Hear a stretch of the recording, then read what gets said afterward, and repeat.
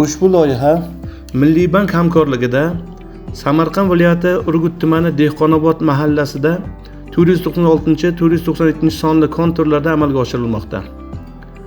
Bu yerda no'xa ekilgan. Maydon hajmi 16 gektar. Uzunligi eniga 364 metr, bo'yiga 635 metrni tashkil qiladi. Bu yerdagi ekinlar zamonaviy usullar bilan parvarishlanmoqda. Hozirda ekinlar mana o'nib chiqqan, gullash arafasi holatida turibdi. Ekinlarni yetishtirish 120 kun davom etadi.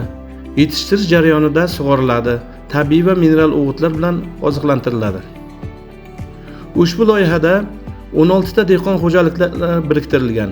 Har bir dehqon xo'jaliklari o'rtacha 1 gektardan yer maydonlariga to'g'ri keladi.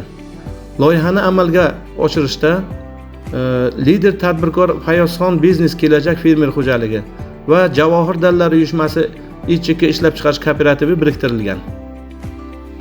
Ushbu loyiha bo'yicha har bir gektardan 3 tonna, jami 8 tonna hosil olish rejalashtirilgan.